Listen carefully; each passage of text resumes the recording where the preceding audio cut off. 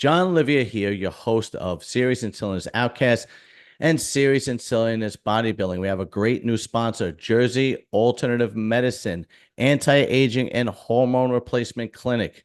Just go to the website, njaltmeds.com. That's njaltmeds.com. Or you give them a call at 609-977-2981.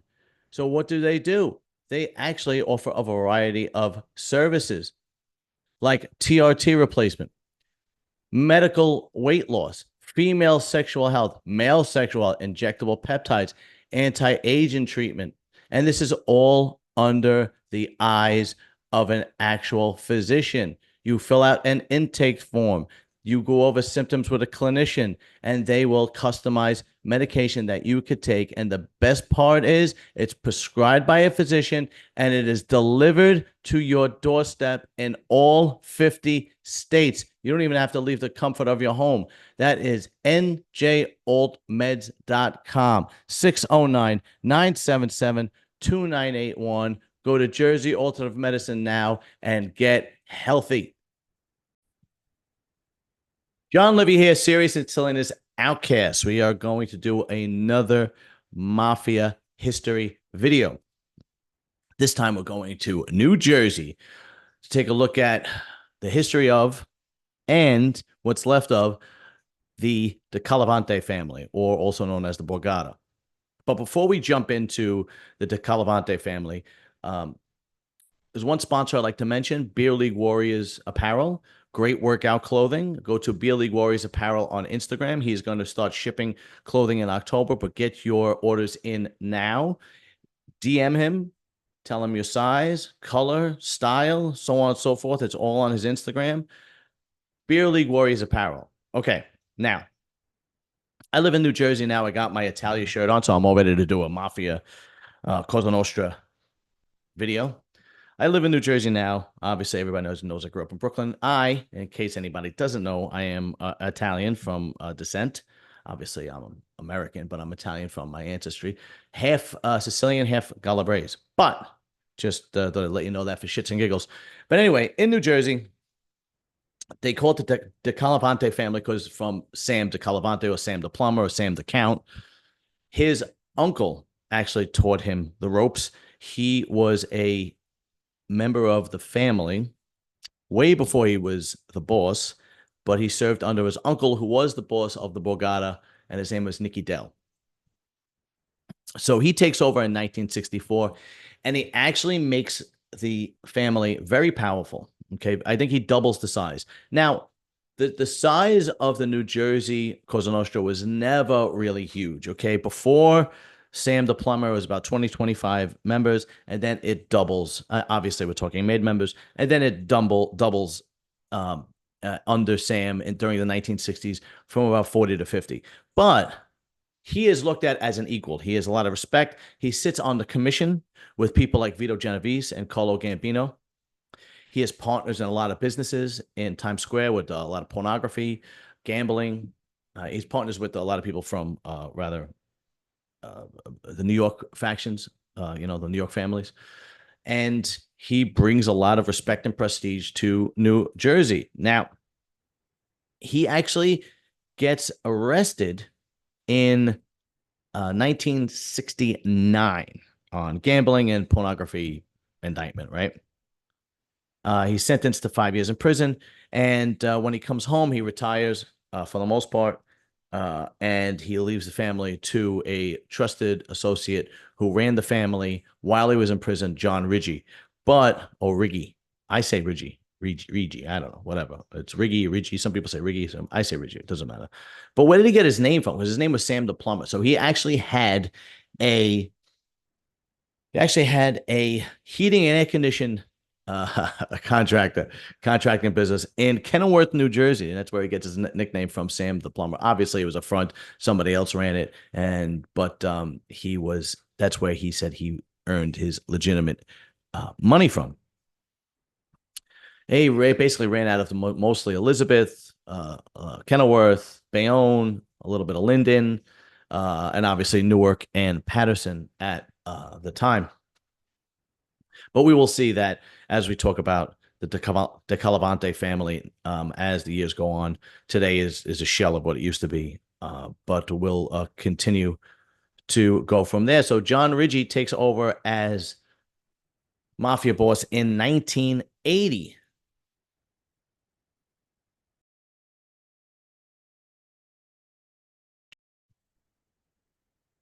So Sam the plumber actually retires.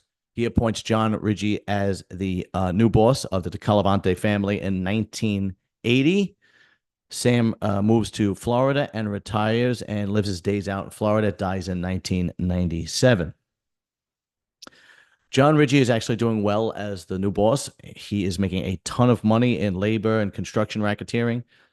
He has great relationships with the New York Mafia. They are still partners. He is still well respected and looked at as a separate entity, and meets with people like Paul Castellano and meets as equals, even though technically they're really not, right? Ridgey's got like about 40 guys and Castellano's got about 250, but it doesn't matter. He has that respect. And everybody's making money. And from what I understand, John Ridgey and Paul Castellano actually worked on a lot of projects together, made a lot of money together. But of course, you guessed it, that day comes where John Gotti decides he wants the whole thing, kills Paul Castellano, and everything is turned upside down. Now, from what research I've done, he falls under the thumb of John Gotti. They supposedly meet at a funeral. Gotti is there with like 20 guys. He talks to Ridgey in private for about an hour or so. Then afterwards, he basically has to answer to Gotti directly, and he is no longer looked at as a separate entity. He basically works directly for John Gotti. So now the family in New Jersey that was a separate entity and it was respected as a separate entity works directly for Gotti. So it looks basically more like a crew of Gottis instead of its own family. So in 1990, Ridgey gets arrested, goes to prison, and he appoints John D'Amato as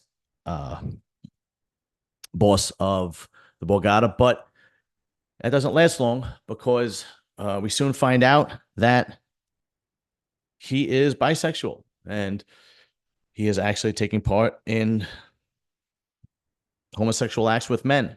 And he is murdered in 1992 because of that. And I guess that's where they get the scenes from in The Sopranos, where you see Vito come out of the closet, and he is also murdered for being gay in the show.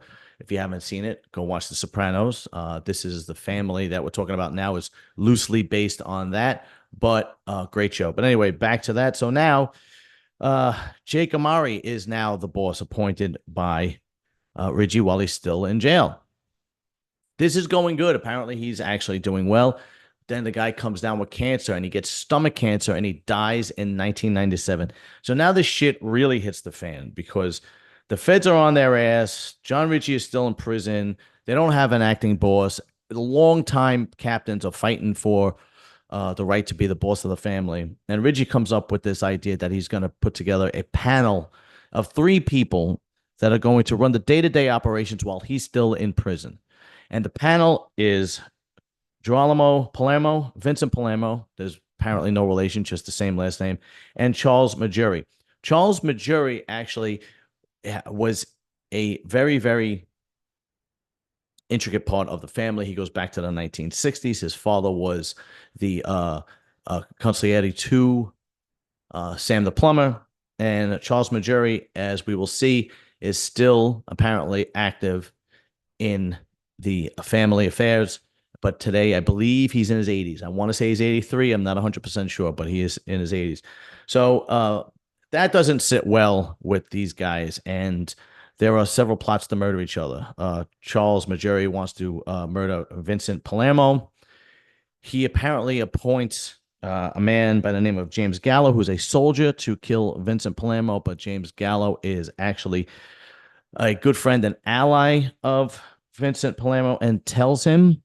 And then what happens is Vincent decides that he's going to kill Majuri instead. And it's a botched screw up, if plans fall through, and nobody gets murdered, nothing happens. It just seems odd that such a small, intimate family, and you don't know that James Gallo, who's a soldier, is very close and is a good ally of Vincent Palermo, who you're supposed to be running the family with. It doesn't look like a good decision to me that he made to choose who he was going to use to kill this guy. But nevertheless, and this is when the shit really hits the fan.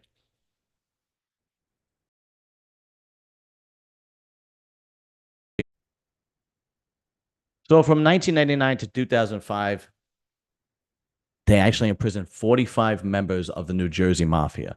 This actually leads to almost the extinction of the New Jersey Mafia. It's so bad that the New York families have to take over the majority of the day-to-day operations that are happening in North Jersey. So in 1998 is when the shit really hit the fan. Things got bad before that, when Reggie went to prison and he put together a ruling panel. But in 1998, things really got bad because there was a soldier in the New Jersey Mafia named Ralph Guarino who decides he's going to turn state's evidence and he's going to wear a wire because he gets arrested for a heist. Him and two other guys pulled off this heist, which led to, I think, in $1.6 million worth of stolen goods and cash and so on and so forth. And he is looking at a long time in prison, and he decides he's turning state's evidence. He wears a wire for 10 years. Then during this time, Vincent Palermo, one of the guys that was sitting on the panel, orders the murder of Joseph Masella. So he is arrested, okay? So the information that they get from Guarino lead to 30 members being arrested in 1999. Vincent Palermo, who is one of the leaders, he sits on the panel, gets arrested. He decides he's turning state's evidence because he doesn't want to sit in jail for the rest of his life because of this murder. So now people are just pointing fingers and ratting and turning state's evidence and giving information and going to the witness protection program. And it turns into a shit show. Okay. So that leads us to what the mafia in New Jersey is today. And what it is today is a shell of what it used to be. Is it still alive? Yes, you could say that. It is very small, but it is active today in Elizabeth, Bayonne, certain parts of Patterson, so on and so forth. So the boss is Charles Big Ears Missouri. Okay. He was on the panel with Vincent and Vincent Palermo. So now he is the acting boss. He is 83 years old. The underboss is Joseph Little Joe Jacoby. He apparently is so under the radar that there are no pictures of him whatsoever. And the consigliere is Giuseppe Pino Schlafletti. All three of these guys are in their 80s. So I don't know how much power they actually have, but I do have a list of capo regimes, soldiers, and associates. Now, this list might be a little bit, things that might have changed. People might have been released from prison. People might have gone to prison. Okay. There is Charles Stango. They call him Beeps. He operates out of Elizabeth. He is one of the more powerful capo regimes. And he actually, people think that he is going to be the new boss because he's much younger. I believe he's in his 60s. And when Charles Missouri either decides he doesn't want it anymore or he dies, being that he's 83, they need somebody a little bit younger. So he is looking at probably being the boss of the family in a very short time. Another capo regime is Gregory Rago. Another one is Louis Eggs. Look at these names, man. They're typical mafia names. Louis Eggs Consalvo. Okay. Then we have the soldiers. So these are some powerful. So Philip Lumetzer Abramo. We have Jerry Balzano, Frank D'Amato, Anthony Tony Marshmallow Monorino. Wow. No, he actually is operating out of Florida. So he is not in Jersey. Bernard Nicastro and Frank Guba Frankie Nigro. My God, could they get these nicknames up? Horrible. And he is a senior advisor and former consigliere.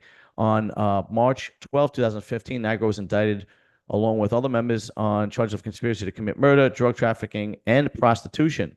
And then there is also Gaetano Corky Vestola. He is a former capo regime, and he was actually demoted, and he is a soldier. And then there are several associates, one of which is Anthony Whitey Stango, who is Beeps' son, Charles Stango's son. And in 2015, Stango was indicted with charges with conspiracy to distribute cocaine and run a prostitution business. Other associates include Paul Knuckles Colello, Johnny Balls Capazzi, Nicholas DeGito, and Mario Galli. A lot of these guys were arrested in 2015 for drug trafficking and prostitution. All right, so there you have it. Look, the sad truth is the mafia in any city is not what it used to be. There are certain cities that the mafia had a stronghold in, and it doesn't exist anymore. From what I understand, Pittsburgh, there is actually no members of an Italian mafia in Pittsburgh, New Jersey anymore. Whatever's left in New Jersey is very small. Okay, there are more people on an NBA team than there are made members in the New Jersey mafia. Is it still alive and well? Yes. They operate out of, let's say, Elizabeth, Bayonne, Patterson, but it is not nearly as big as it was in the 1960s and 70s when it was during the heyday with Sam DePlummer and John Ricci.